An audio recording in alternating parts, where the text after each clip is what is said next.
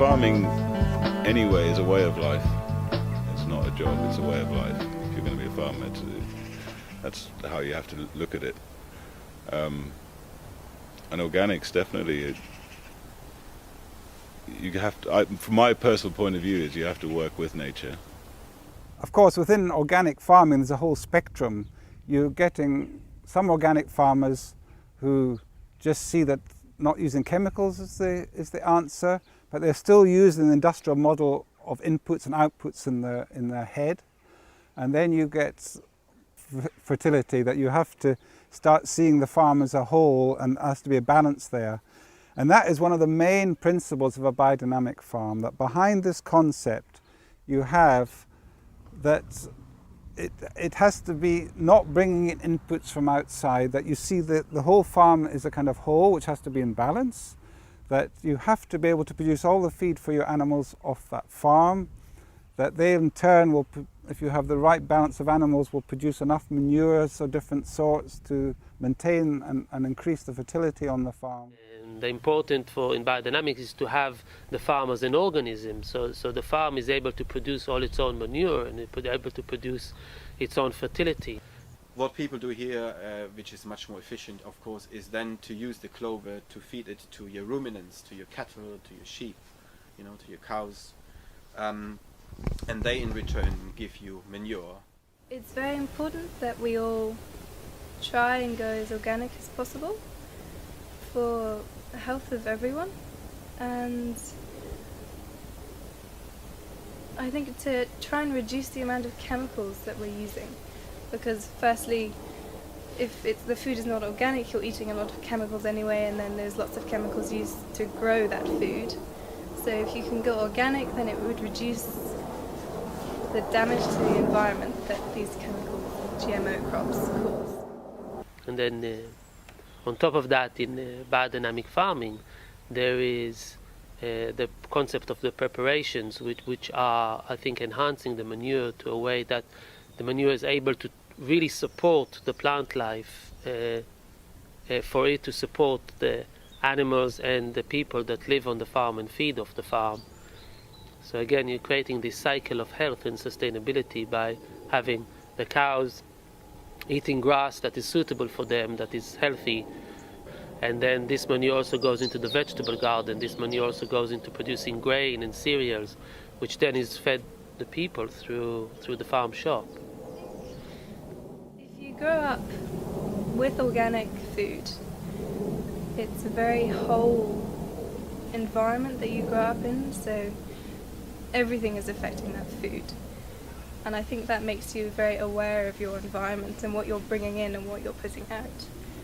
So I think to learn to grow organically is vital for how you treat the earth, actually. And I think if you experience the goodness that organics brings into your food, into your environment, then you start to see what else needs to be done around you. So yeah, I think it opens your eyes. Our cows are all kept biodynamically, which means that they're fed with hay and silage from our own farm. All of their food comes from our own farm, and it's all grown organically, and we use biodynamic preparations. The cows have their horns, which we feel is very important for their digestive systems, which is also reflected in the milk, and the milk is more nutritious. And they get to be outside all through the year, and in the summer months, spring, summer, autumn, they're out on grass, eating grass, which is the most natural way for a cow. And you can really taste in the milk that it is sort of fresher, more nutritious than a lot of milk which is blended from many different farms and which isn't organic. I think the future is definitely for people to see not just organic or production, but small scale production, which is much more manageable for people and is able to employ more people and empower more people as to where their food comes from, and to have healthy food and have a stronger connection with their food. Because with industrial farming, we have lost connection with the source of our food and the quality of our food. One person can go to the store and buy pepper, doesn't matter what time of the year. We are able to import fruit and vegetables from all over the world, and we don't think about where our food comes from and how much effort goes into it. But in this farm here, it's a small farm, 200-acre farm. The people who are fed from this farm, the people who are in touch with this farm, get much more in touch with their food. I eat mainly vegetarian, some fish, and I tend to buy from local farmers markets only. I hardly ever enter a supermarket anymore and eat mainly organic food. Mainly vegetarian. I was vegetarian completely for, it was only 2 years.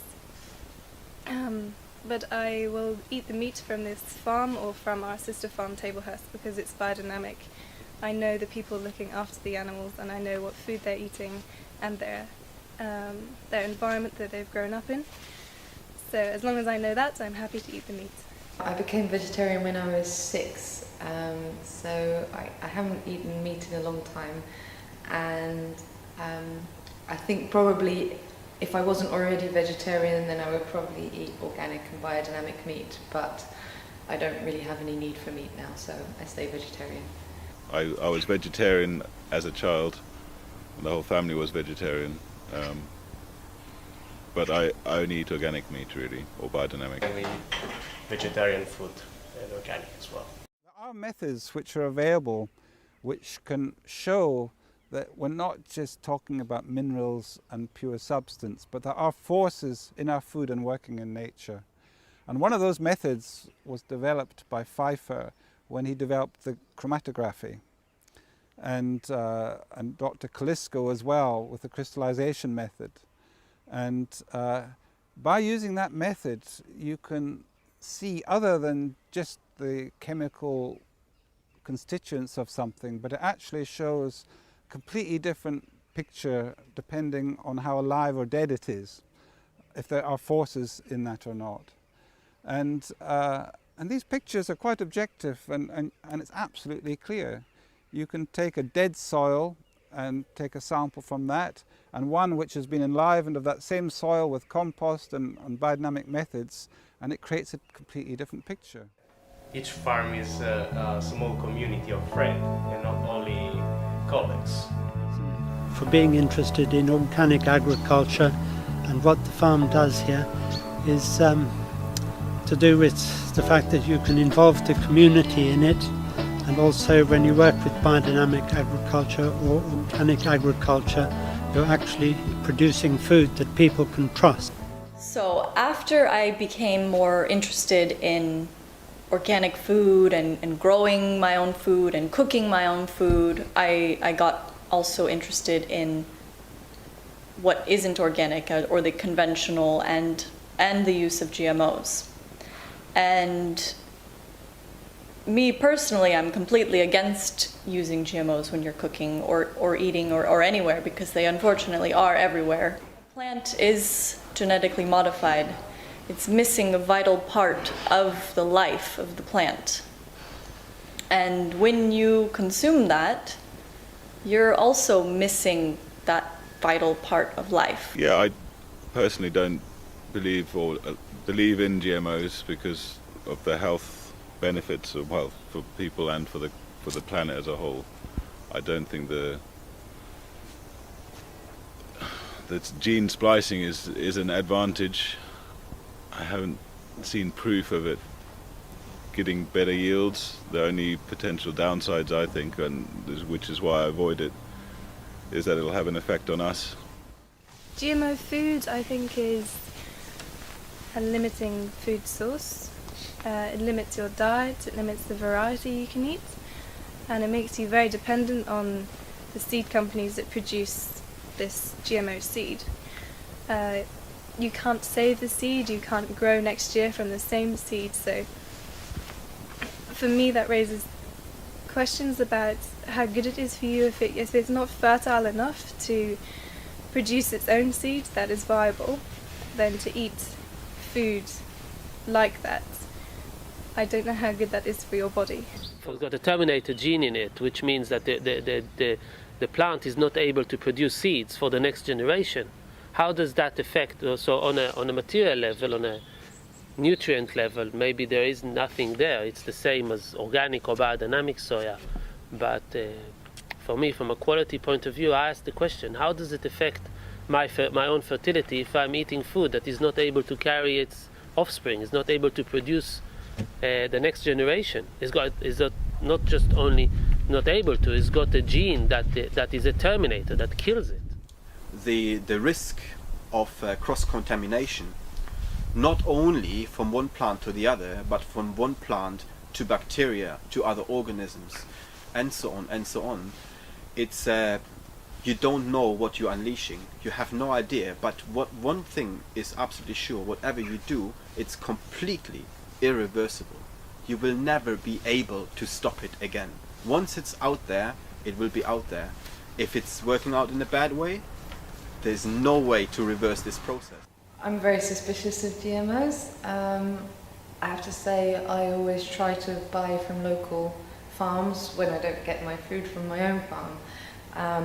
And then I know I can trust the food. I know that I can talk to the farmers and see how it was made, and understand the attitude of the people who made it. So that's really important to me.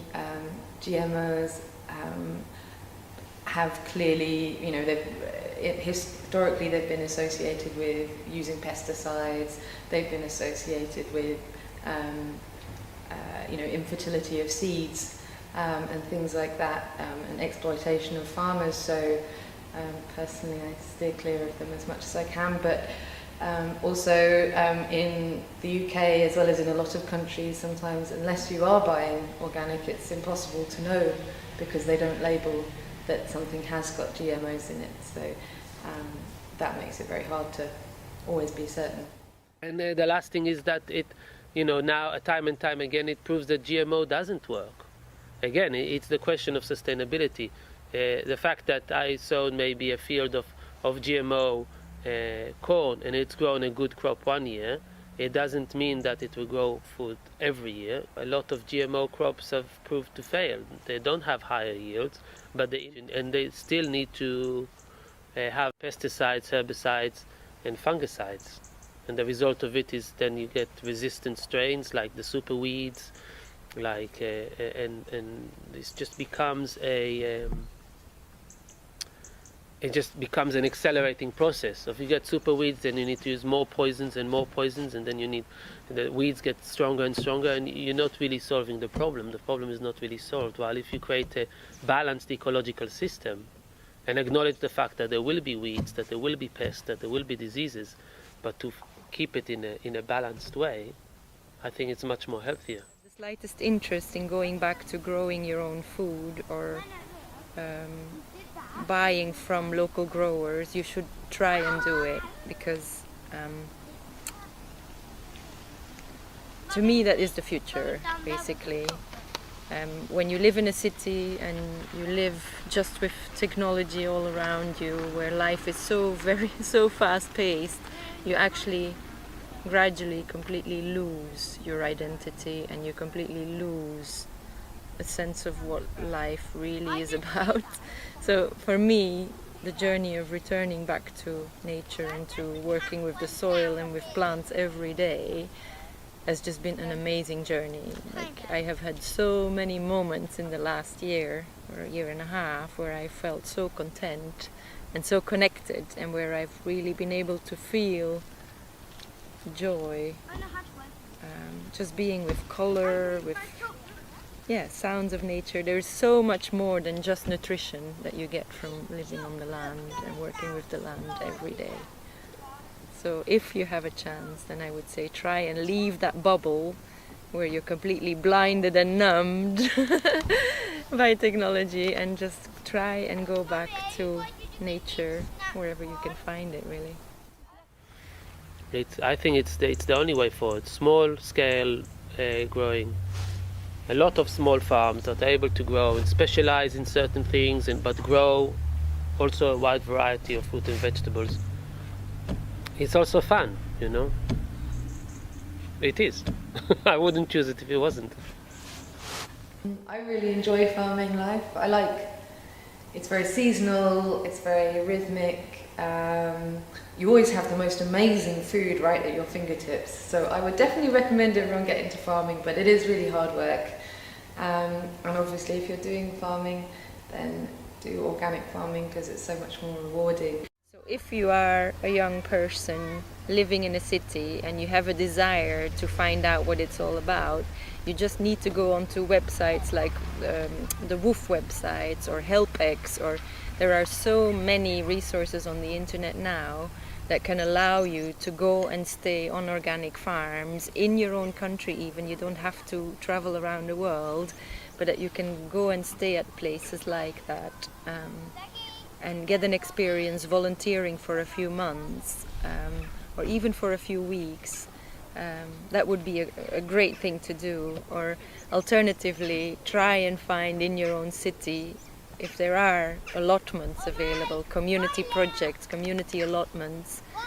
Like here in the UK we have quite a lot of those projects, and even while I was still working in an office I used to go and volunteer on Sunday afternoons. Try and find some of these projects and allow these projects to help you spark something for you to change your lifestyle and really understand what organics is about, just by eating organically and working with the land.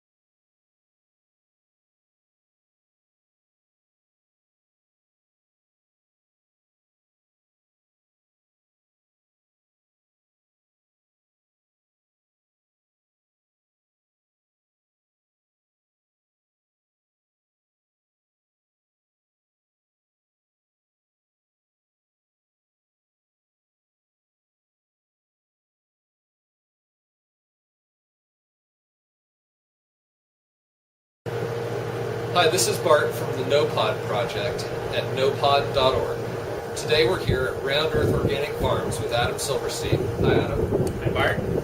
And Adam's going to take us on a tour of his organic farm and teach us some of the tricks that he uses to grow crops without pesticides or fertilizers. Now, most people, when they keep chickens, they may not even have a chicken coop. But if you do build a chicken coop, you can build a roosting pit and you get all the manure. Ah, very cool.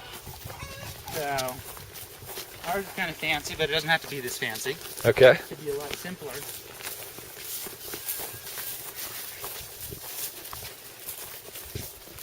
So there's some checks to it.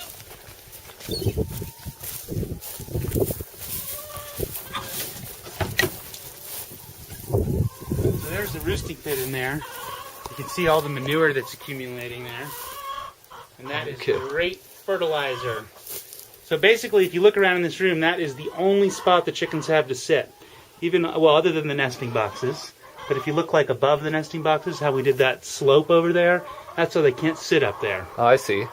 So they really spend all their time when they're in here sitting over there. Okay. And that's why all the manure accumulates over there. And then there's a trap door or something? There's a trap door on the outside of the building you lift up and you can shovel that manure out. Okay.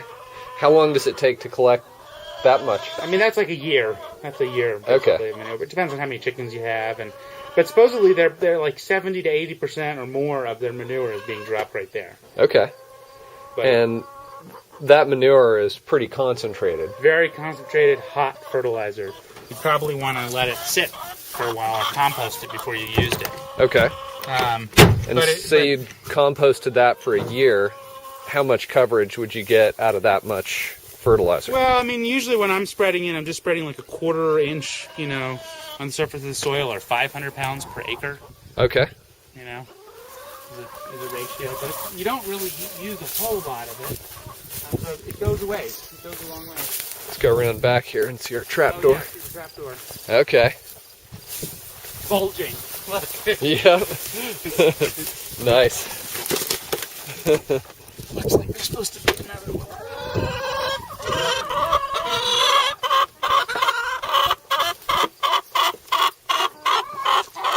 There we go. And then they've got a little door that they can get in and out of here, huh? Yeah, they do. They've got their own little run that they can use. And then they probably can't get over the 4-foot fence out here. No, some of them actually can crawl through the little, I've seen some of them push through the openings. Okay. Actually. But no, and they probably could fly over it if they really wanted to. But they're not really that interested in escaping. If you were in there chasing them and they took off, they could fly over the edge. Because I haven't clipped their wings or anything to prevent them from flying. Okay. So. And how many chickens do you have? I think I have about 18 right now. Okay. Yeah. Very cool. Yeah. And they eat all of our scraps too. That's one of their big jobs on the farm. All the vegetable scraps. So we're processing the veggies. All the scraps go over there, and then they just wind up chowing down on those. Part of their diet. Nice. Gonna have to empty that thing soon. It's bulging. You just bring your tractor over with the bucket to... For the scraps? Or for that? Yeah. Yeah. Mm-hmm. I would probably just load it right in the tractor and then go dump it in a pile and mix it up every once in a while. Nice. Yep. What other things do you use for soil amendments? Chicken manure is really the big one that I've used, and I've also hauled in chicken manure from chicken farms around here. Okay. The Del Mesa people, they sell this composted chicken manure that I bought like 10 years ago. It's just been sitting in a pile. I also have a lot of deer and elk that come through here in the winter, so they're contributing. You can actually see the pellets right there. Oh, yeah? So I leave my veggie crop standing. By the middle of October, we're kind of done with harvest, and the deer and elk start moving down as the hunters move into the high country, and they come down here, and they spend a lot of time just chowing down on the remnants of the veggies, Yep. and leaving their fertilizer for us. Very nice. So that's part of it.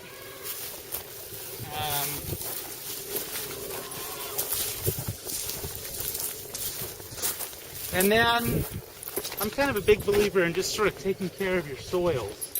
And that if you have healthy soils, that for the most part, most soils have a lot of the nutrients that the plants need. And a lot of times when you have poor growth, it's because plants can't get at the nutrients that they need. Okay. So a lot of times just by working your soils, by tilling them, by irrigating them well, in our case irrigation, spreading some manure, you'll start to improve the soil over the years of just the factor of aerating them, just tilling them, growing some kind of a crop, even if you're just growing a cover crop, like a crop that's just to improve the soil. Okay. Sometimes I'll plant a ryegrass or clover or alfalfa, and then later in the season just mow that down or till that back into the soil. Okay. And that process kind of helps rejuvenate the soils. And so part of what I'm doing is I've got 15 acres, but I'm maybe growing veggies on 5 acres. And the other acreage each year is either fallow, it's unused, or it's got some kind of a cover crop that's growing in it to improve the soils. And I sort of have this slow approach. I'm not real big on fertilizers. I kind of feel like the chemical fertilizers tend to pump things up. They increase the amount of water that the plants uptake and the crop gets bigger, but I don't think it necessarily makes it taste better. And I don't think that if you're not in a hurry, then you get the same kind of yields without the chemical fertilizers. It just takes maybe a little bit longer for the plants to reach maturity. But I think they're healthier. I think sometimes if your plants are growing too fast, they're weak.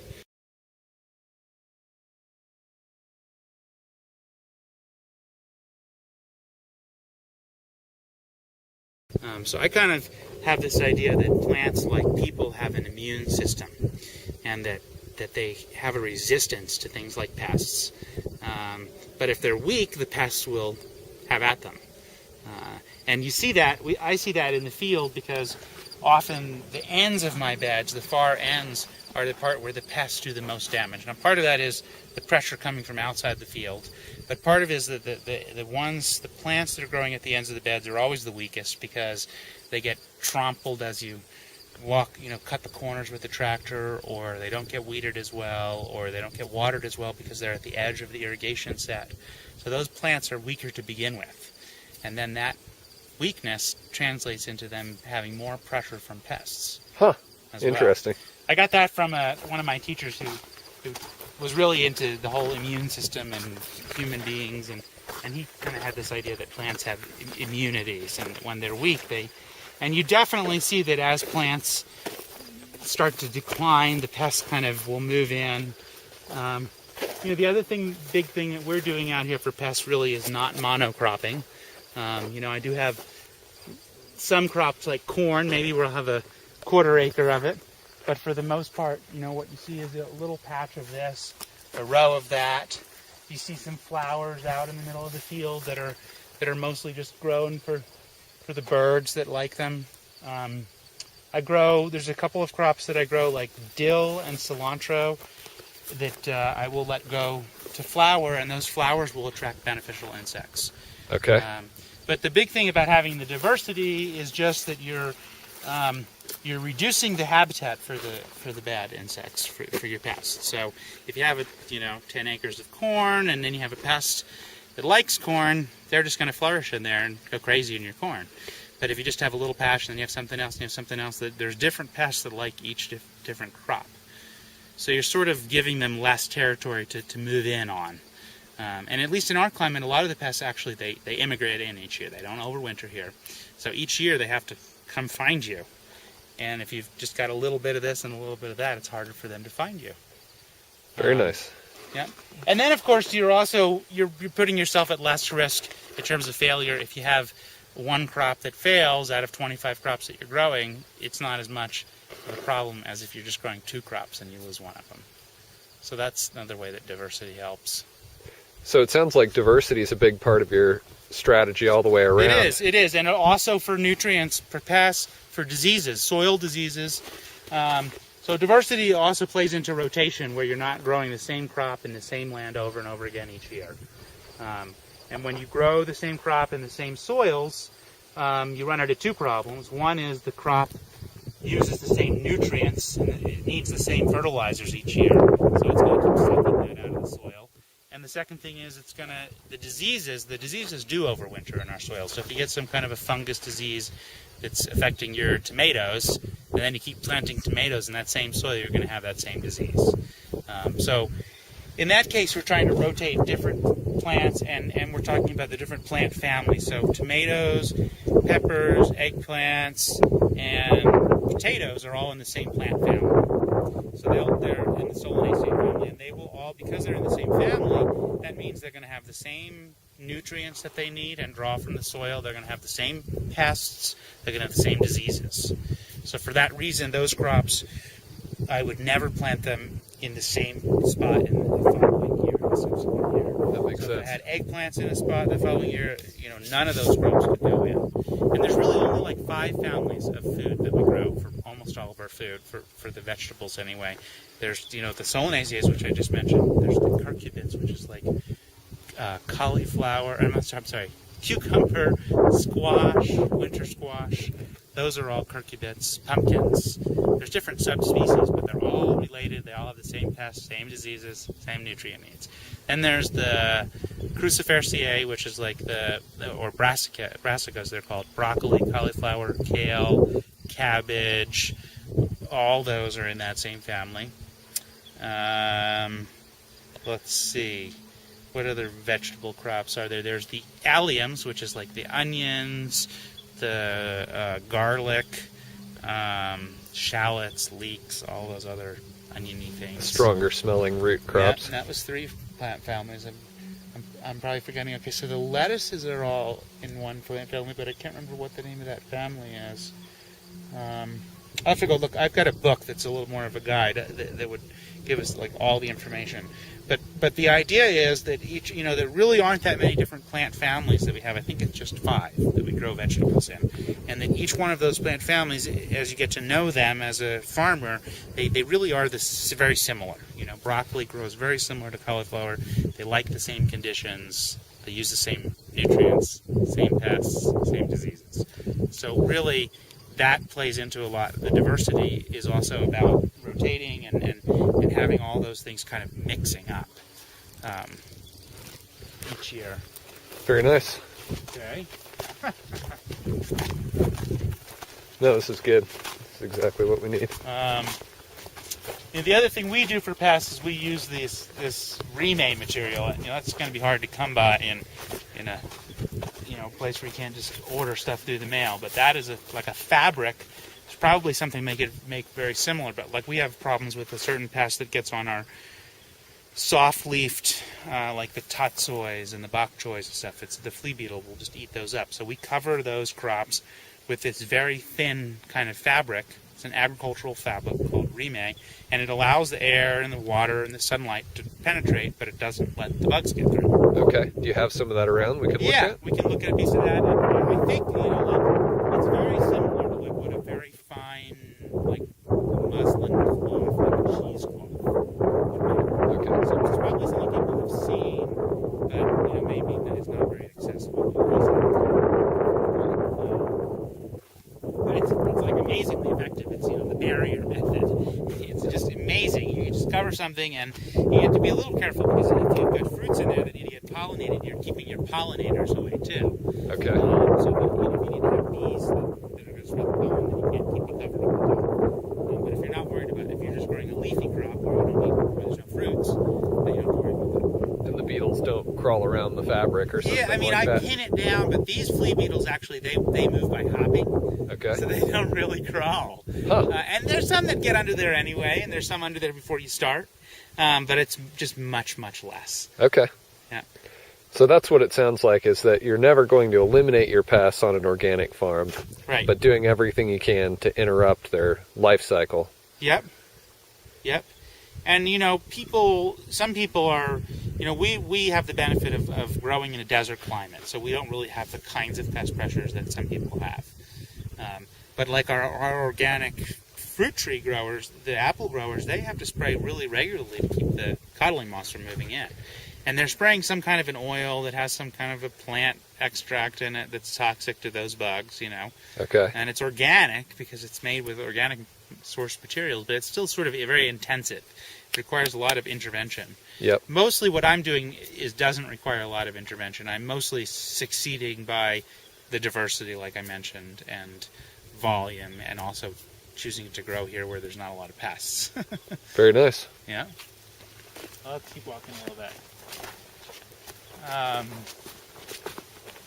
Let's see. Do you bring in beneficial insects? I have before, but for the most part, I've kind of stopped doing that. It's really most effective when you're in like a greenhouse and you can keep them from flying away. And they do sell, like, you can get these bags of ladybugs and you go and you spread them, and they're ravenous when they come, and then you just watch them go to work. But usually a few days later they're kind of gone.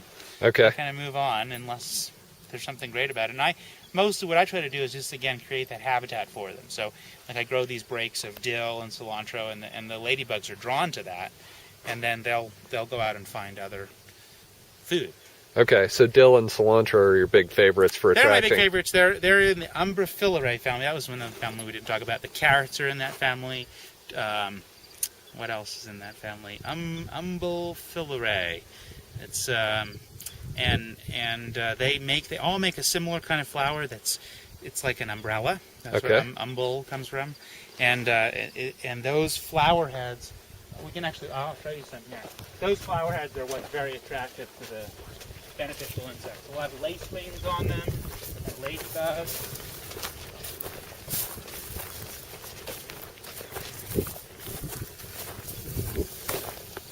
That's dill. Okay. And that's the classic umbel family. So there's quite a few plants that have that same shaped. Sometimes they're white, sometimes they're yellow, but they always have that kind of open up in a big head like that.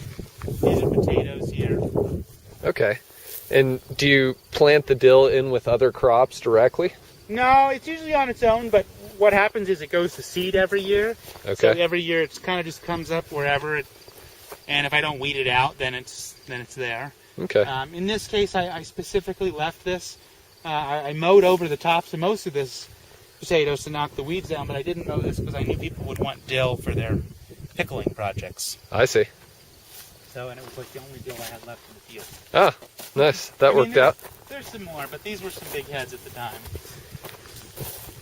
What do we have growing over here? This is cauliflower. This is some of that crazy purple cauliflower. Oh, nice. A couple heads that didn't get picked in there.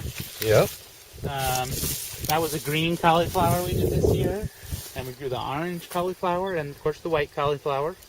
That kind of diversity is more just about people enjoying the different colors than anything else. Because they're all in the same plant family. They all have the same needs and everything. Yep. Cabbages in here. You can see our sprinkler line. Things like broccoli and cabbage and cauliflower all like water. They like to be watered all day long, every day. You can water them. In the heat of the summer here, you'll always see these sections on. The sprinklers are on here. So that's one other thing that happens that works against the diversifying theory, is that because of my different irrigation needs, I've got to kind of clump things together that want the same kind of irrigation. Okay. So I'll clump together these brassicas, even though ideally maybe they would be more separated. These aren't all the brassicas that I have. There's some over there, and there's some out there, so it's not like the whole thing, but there's a big clump of them here, and that's for a reason, because they all like to get watered all the time. And that's probably your most water-intensive type of crop. Mm-hmm. That and like lettuces get watered a lot. Whereas something like a tomato or a squash maybe would prefer, if you didn't water it as much, likes to dry out really between waterings. At the end of the year, people often will just stop irrigating those crops and just let them dry. Okay. So they'll ripen up their fruits more. I see. This is all sort of fallow, but it was planted in crops this year, and then it's just been dug up, and I haven't had a chance to till it down yet. Nice. Got a lot of rocks in our soil. That is always a lot of work on your equipment, and it's a big project in the spring, but the rocks also indicate that we have good mineral content in our soil, because our soils are being formed when there's a lot of volcanic activity in the area. And amazingly enough, if you go down to Hansen Mesa, one mesa below us, there are no rocks. No rocks. Like, none. Like, if they want rocks, they have to come up here and get them. And, around here, you see, you can't quite see them, but there's rock walls on the edge of every field, because people have been pulling rocks out for 100 years, and they're not done. There's still more rocks. And so you've got a much better mineral content than they do down in Hansen Mesa. Yes. Their soil is much more sterile. It's sandier. Yeah. So they have more to do in terms of fertility. Okay. So, but I just noticed the rocks. That's why I mentioned it. Yep. Because every time you till, you get a bunch of rocks coming up.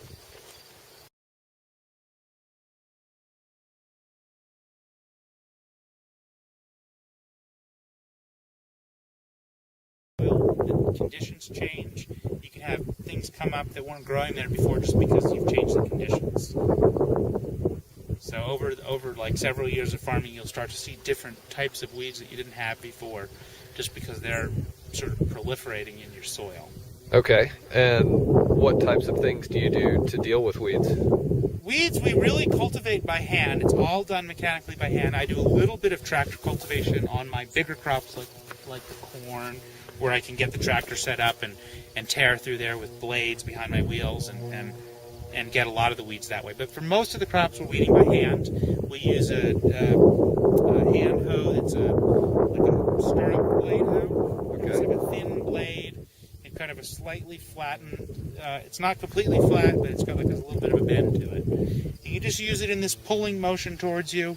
The biggest thing that I've found about weeding is that the timing is really critical. You have to weed before the weeds get too big, or you wind up doing a lot more work. And so getting to the weeds at just the right point is really important in terms of being efficient. Also, the moisture level of the soil is really important when you're weeding. So in our climate where it's dry and we can control the moisture level, I try to make sure that the soil that we're cultivating, hoeing, is not soaking wet, because the mud will just clog up your tool. You also don't want it to be super, super dry, because the soil just gets hard when it's dry. But it's got to be kind of somewhere in between, a little bit of moisture. And then right after we cultivate, we want the weeds that have been cut up to just bake in the sun, so we don't want to irrigate for another day or two after we weed. Okay. And then we can start to irrigate again. Where you're in a climate where you're relying on rain, you have to really be on top of, today's the day, we've got to weed today because the conditions are right.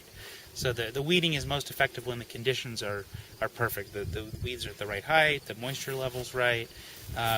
So to me, being really successful about weeding is just keeping at it all season, kind of starting early. I start when the weeds are just like tiny, tiny weeds and you can barely see them, and we just start. And it's very quick, you just weed a whole bed in almost no time because there's not much. You don't even see much, and it's very quick, but still it makes a difference. So I just kind of try to start early and stay on top of it. How often do you weed?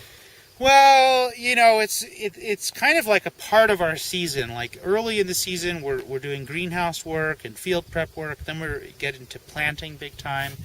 And usually by the middle of May, we're almost done with our planting and we're really getting into weeding. And then we have a period of about a month and a half where that's all we do.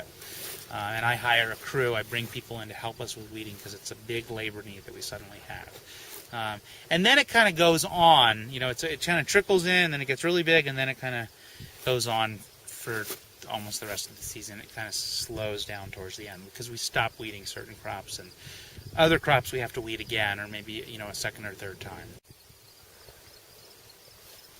Okay, and what do we have here? These are artichokes. This is the rest of the artichokes. They're really kind of finishing up. Here's the broccoli. Got some wild turkeys out there. I don't know if you can see the turkeys. Oh yeah. They like to eat the bugs too. And they don't tromp on the crops too bad, huh? No, we did notice some damage in our lettuces this year, but not too much. They really move quite a bit. They don't tend to stop and do too much concentrated damage. And how many turkeys do you have out here? I have no idea. There are several groups. They're wild. Probably 50.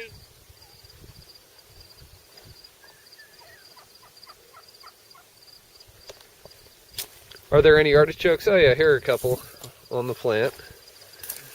You can see the ladybugs all over them. Yeah, was I telling you about that? This is what you see here is really cool. You get the ladybugs that are eating the aphids. And the other thing you get is, I don't see it so much right now, but you get ants that farm the aphids.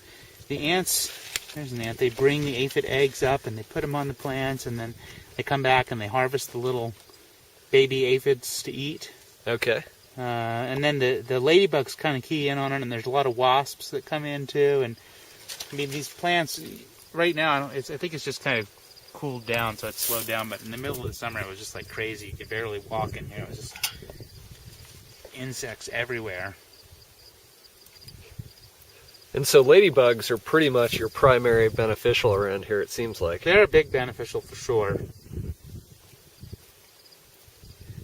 Yeah, there are definitely a lot of them in here. There's a lot. The celery in our climate tends to get really tough.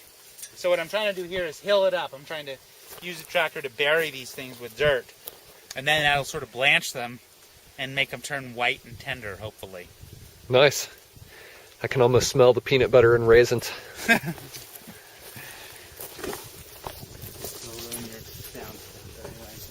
Alright, we're almost at the end here.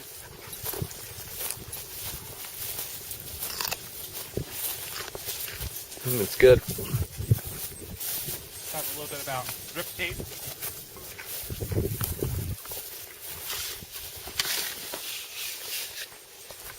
So this whole section here is all being irrigated with this drip tape. And this is like the most efficient way to irrigate. The water's just pushed down into the tube, and there's little holes that are kind of pre-drilled into this seam that allows the water to dribble out. And so for the whole run, there's like a little bit of water dribbling out every 12 inches, and the lines stay on for a long time, like 5 or 6 hours, until it's saturated. It's very efficient. You're not watering, in between the beds. So I've got one row of crop, and then I've got a 5 or 6 foot space, and then another row of crop, and I've just got water going where the crop is. So also less weeding, because you're not watering your weeds. And also a lot of these crops, they don't really like the overhead water as much. They don't like to be watered on their leaves. So anyway, that's drip tape. Irrigation is just a huge thing out here in the desert. So I don't know, it just probably doesn't apply to other places where it rains all the time. But for us, that's a big technological innovation. And so you've got some main pipes, and then you keep branching down, and the drip tape's obviously at the end of the whole chain. Yeah. Yeah, we have a really big 4-inch main pipe that's buried. And then that comes up into these risers every 40 feet.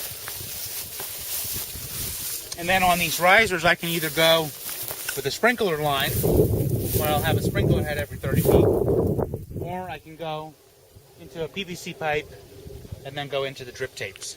Okay, so it goes to PVC up at the other end there? No, the PVC would be down. I could just like this here. Okay. I can put it, I'll tell you. This would be for drip instead of for I see. sprinklers. Gotcha. And then from the PVC it goes into that drip tape. Okay. Do you have one of the drip tapes starting off from the PVC somewhere? Yeah. Okay. It's hard to see it. Okay. That's what it looks like. Wow. And all I really do is looks like that one wasn't working. It's a very simple system. I drill a hole in the PVC that's slightly smaller than the outside diameter of this tube. Okay. And I cram the tube in there. And then I poke a hole in the drip tape and cram the tube in there.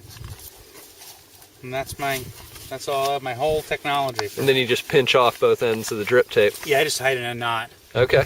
They do make special fittings for all this stuff. They make a special fitting for this part. They make a special fitting for tying off the end. They make a special fitting for this. I just learned this kind of cheap way of doing it where you don't have to have any fittings. If it works, that's what matters. It works great. And at a certain point in the season, you can't check the line anymore. When we first fill it up, we go down, make sure it's not leaking anywhere, make sure there's no tears or whatever. At this point in the season, if I wanted to make sure it was working, I would basically just go to the other end. And if it was water at the other end, I'd be pretty confident there'd be water dripping out the whole way. Okay.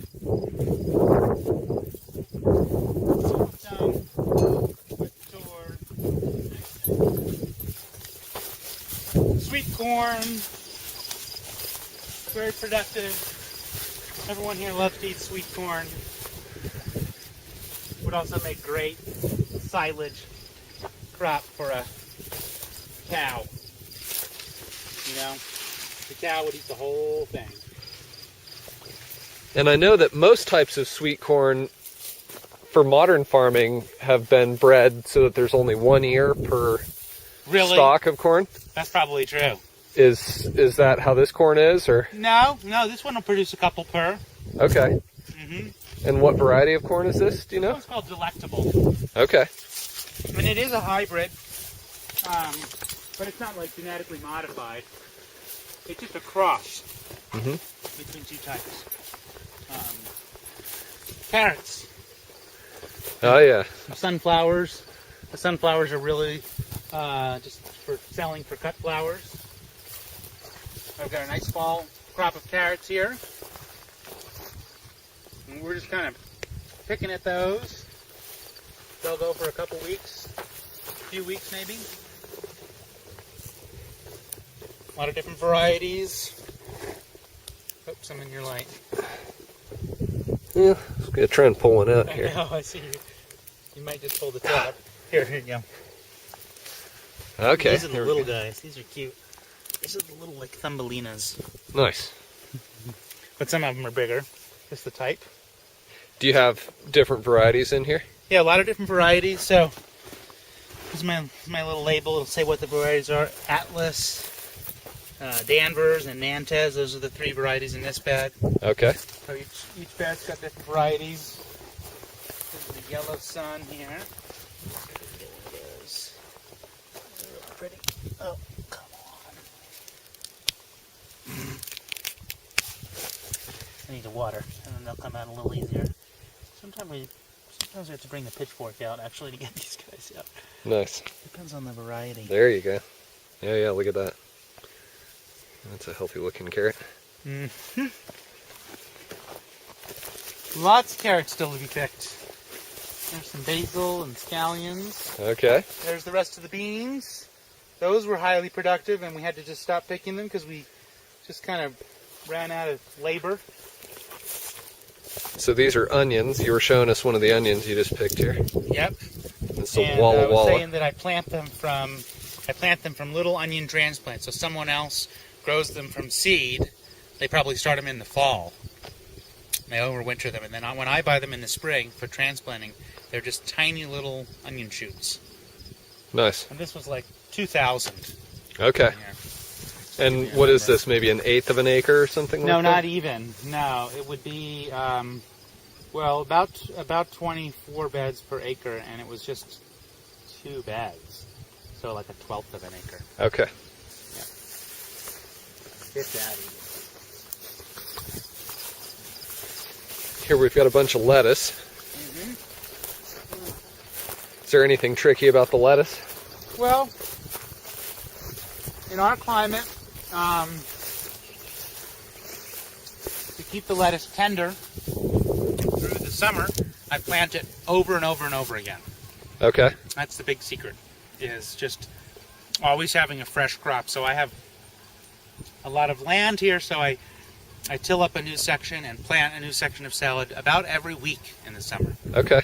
Maybe 2 weeks go by at the longest.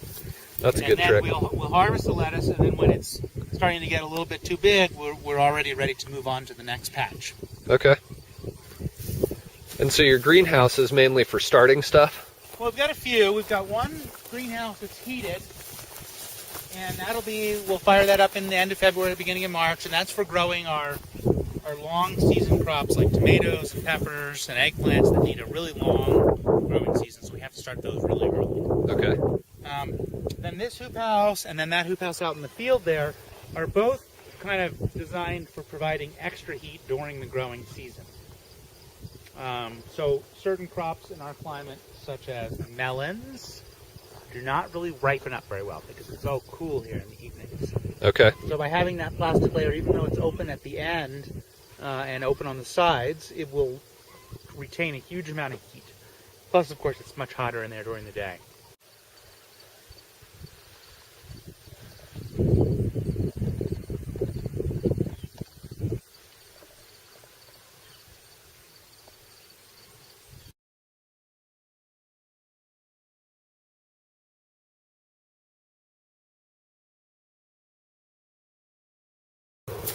Okay, so you basically just have 2 tractors here on the farm. This is the big tractor with roll-tilling and a little bit of the cultivating, like I said. And this one is the little cultivating tractor. It's a 1949 Alice Chalmers Model G. Got the engine in the back, Okay. which is a nice feature so that you can see your crops when you're sitting looking at your crops. And in the front, we've got these gooseneck sweep blades. And these are set up to weed the 3 rows that we grow in our beds. So these blades work the soil, the wheel and this back are kind of rolling along, floating along. Okay. These brackets allow the blades to move up and down. I see. And then this is cutting into the soil. So the idea is this is just below the surface of the soil. This area here is being left untouched in between those 2 blades. But this is being cultivated, this is being cultivated. And so there's 3 lines that are left, 3 parallel lines, and those are where the crops are. Nice. So those 3 lines would line up with these 3 markers. So when we're planting, I will mark the fields with these, and that'll give us 3 furrows. And then we'll drop our transplants that we've grown, like our broccoli transplants or our lettuce transplants, into those 3 furrows. Okay. Then we can come back with the front part and weed it without hitting, if you're not hitting 1 row, you're not hitting the other 2 rows. Right. Because they're parallel. They're not straight, they're parallel. And then also with the big tractor, the other thing that I do that we didn't talk about is I do some direct seeding with that. So I've got 3 seeders that I put on the bar on the back, and I can fill those up with carrot seeds like we saw out there, or corn, or beets, or it's a whole bunch of different crops that I direct sow. Peas, beans, all those things. I'll dump those seeds in the seeder and then drive down, and then that's putting the seed right below the surface of the soil. Again, the spacing on those 3 rows would match the spacing of these and the spacing of my cultivators. Okay. So I'm able to go back and do the cultivating. Nice. We still cultivate everything by hand, but this allows us to come through very quickly. I can, in a couple of hours, go cultivate a whole acre. And, it's not 100% thorough, but it's a 80, 90% kind of thing, and then come back by hand to finish the job off. Well, it seems like a neat little tractor. That's cool. Let's go see your double digger. Okay. So this is a spader. It has just a series of 8 blades, mine does. They come in different widths. And what happens is the blades make a motion kind of like this. They chop straight down, and then they kind of loop back. They're making a circular motion. And what happens is they're chopping up the soil as you move forward very, very slowly with the tractor. They're slicing off like maybe a ½ inch or an inch of a trench that you're working, and they go down quite far, 10 or 12 inches, maybe even more. And then as they make their backward motion, they catch the top half of that tilling depth, maybe 5 or 6 inches, and they fling it backwards against this plate. Okay. And the soil, if the moisture content's right, will hit that plate, pulverize, and fall back, making a really nice seed bed on top, just like you get with a rototiller. Now, if it's too dry, it'll be, it won't pulverize. If it's too wet, it turns it into muddy chunks. So the moisture content really is very critical on this implement. Okay. But if the conditions are right, what you wind up with is, you wind up with soil that you can stick your arm down to your elbow. It's loose down that far. The bottom half of that tilling depth has been loosened. The top half has been actually blended more. They don't get mixed together. Okay, whereas a rototiller would just mix them. Yeah, it mixes them. But part of what you're doing with the whole thing I was talking about, like the life of the soil and trying to keep your soils healthy, most of the life of your soil is just in those top couple of inches. That's where all the biological activity, where the oxygen is permeating, the worms are doing their cycling up and down. So when you're rototilling or tilling down 8 or 10 inches and you're sort of blending it all up, it's not that you're killing it, but you're losing sort of your concentration of your life. So if you can try to avoid that, it's better. Okay. Good tip. Yeah. And it's a great tool, and they have come down in price quite a bit since I bought mine, and they make them in all different sizes, so you can get them even as small as like for a Flosser-type rototiller. Oh, okay. They have them for like a BCS rototiller. The fancier one, but I could never get its. You can see it's kind of pulled apart. I could never get its chain to work. I got it. I used it for several years. And then one year I spent all this time. I had Jim Harden manufacture these pieces, these teeth for me, and Okay. I could never get that. It would work, but then it would get stuck. And I finally gave up on it. So I need to actually get a bigger one. This is the one I'm using now. It's pretty small is my main problem with it. I can only hold 3 or 4 buckets worth, and then I got to drive out there and drive back. Right. The one is driving a lot more. But it's chain driven, so it's more reliable. Right. Yeah, sometimes the old technology works better. Yeah.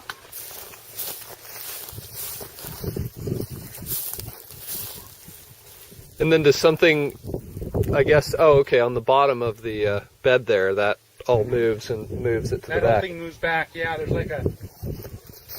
as the chain runs, there's a beater arm somewhere that pushes this big wheel around. Okay. Just one notch at a time, and that turns the chain. And is this all driven from the tires? All driven from the tires. Super old technology. And do you have control over various aspects of it with these levers? Supposedly, although mine is not working that great, so I just basically have on and off. Okay. But supposedly, one of them would control how much was letting out, and one of them would control how fast it was moving. I see. But for me, it's just kind of either on or off.